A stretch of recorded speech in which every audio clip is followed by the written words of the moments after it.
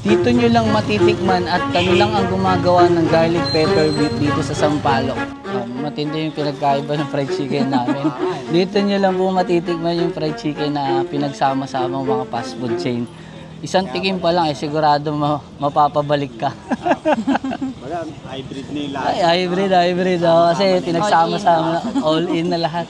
Hello po, ako po pala si Lomer Estrada na isa sa may-ari ng Sansarap Fried Chicken. Ako po si Dana Mulaco, ang isa sa may-ari ng Sansarap Fried Chicken.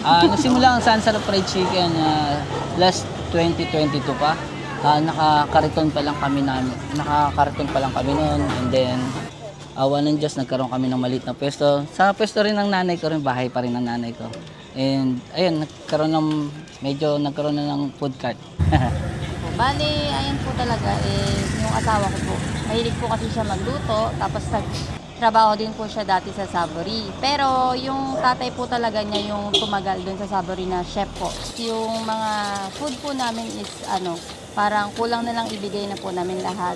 Maraming nagkasabi na napaka-generous daw po ng serving namin. Ayun. Customer satisfaction talaga. Every time na pagkatapos sila tikman, sabi nila, "Sir, babalik kami rito. Meron kaming kasama." Nagdadala na sila ng kasama nila. Ibig sabihin, nasasarapan sila. Nare-recommend na. Nare-recommend na. Ang bestseller po kasi namin talaga is garlic pepper beef, giant lempo, and fried chicken. Doon po talaga kami nag-umpisa sa fried chicken. Pero naisipan po namin maglagay ng garlic pepper beef dahil nawala sa isang fast food chain yan. And alam ko na magugustuhan ng mga estudyante kapag naiahin namin yung garlic pepper beef sa kanila. Parang sir, Jollibee, parang yung sa Jollibee. Yan, yung sa Di ko masabi sir, yung Jollibee. Hindi ako sa ganyan Opo. Opo. Favorite din po namin. Yan yung nawala sa Jollibee na garlic pepper beef. Kaya sabi ko sa asawa ko, bakit hindi natin itry yung garlic pepper beef? Nakakaamoy sir. Nag-try kami siguro mga naka 10 kilo na ako kakasubok niya hanggang sa nakuha ko yung the best. Amoy nga sir. Nagkahalo po yung saya, kaba, ayun, pagod. Pero syempre hindi natin kailangan ipakita na pagod tayo sa mga customer natin. Kailangan nakangiti pa rin tayo habang sinuservan sila. Halos lahat sila. Parang lahat nga po sila kilala na po namin yung pangalan dahil ayun nga po, suki na din po namin sila. Minsan nagchat-chat po sila, nag-advance order. Ayun po yung, ang sarap po sa pakiramdam talaga. Sir, sa isang araw, nakakailang kilong manok kayo? Sa manok, sa ngayon, nasa 30 kilos lang naman. Hindi pa naman ganun kadami. Hindi pa manok natin.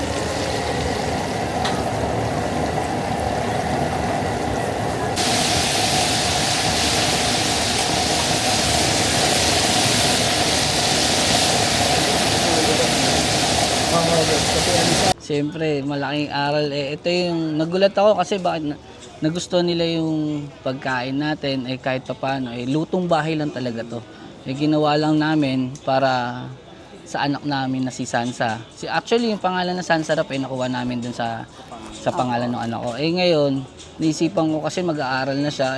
Pares kaming halos wala ring trabaho. Nag-resign kasi, di ba? Tapos, ayun na nga, gumawa ko ng mga menu na alam ko na magugustuhan nila. Yung unang-una yung fried chicken ng menu ko. Sa menu ko na fried chicken pa lang, nagustuhan na nila. Nagulat ako bakit nagre-request sila baka may iba pa akong menu. Pwede kong ihain sa kanila. May dagdag. Kaya yung mga putahe namin nagustuhan nila. Ang may papayo ko lang sa lahat ng gusto mag-negosyo, sana mahalin nila yung negosyo nila. Huwag nilang iwan. Tutukan nila, makikita nila at mararamdaman nila na makikita nila sa isang araw, nandun na pala sila sa pangarap na gusto nila.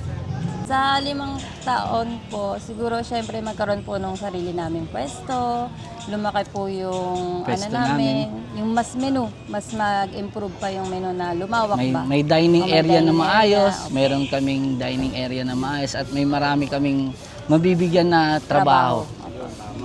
Dito nyo lang matitikman at kami lang ang gumagawa ng garlic pepper beef dito sa Sampaloc. Tsaka po yung nilevel up namin na sinangag at itlog, ngayon po ay ginawa namin chowpan at itlog, kaya tinawag namin siyang chowlog. lahat ng menu namin sa San Sarap, dito nyo matitikman ang unang-una ang Giant Lempo, fried chicken, chowlog, garlic pepper beef, burger steak, Hungarian. Meron din ang mga pork chop, tapa, at saka may pang mga student meal kami na halagang 69 pesos lang para sa mga student meal lang. Apo. Ini-invite po namin kayo lahat dito tikman ang aming ni-level up na dating siningag at itlog at ni-level up namin sa chowpan at itlog. Dito nyo lang po matatagpuan sa San Sarap Fried Chicken at 1249 Castaños Street, Sampaloc, Manila. Bukas kami Monday to Friday, 5:30 p.m. onwards until last 11 p.m. Kaya pala wala na sa Jollibee, par. Naka-chowpan. Kaya pala hindi na nagbebenta yung Jollibee, nandito na. Kaya pala hindi na nagbebenta yung Jollibee, nandito na. Kaya pala wala na sa Jollibee. Nandito na. Lalagyan mo pa yun ng hot sauce, no? Sarap yun.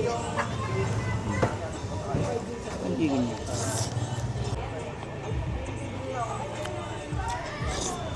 Yung chicken nila.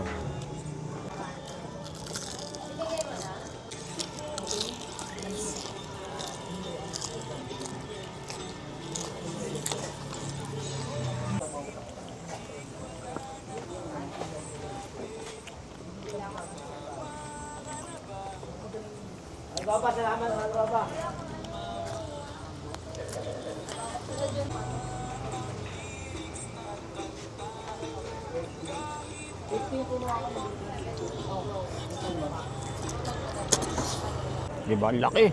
Pwede mo nga sampal to oh. Wala pa sa chinelas ko eh. Oo. Wala ko size 7, ito Haba. size 9, no? Ay size 9. Tignan nyo yung ano nila, ang gara nila. May cheese, ayun. Ito burger steak.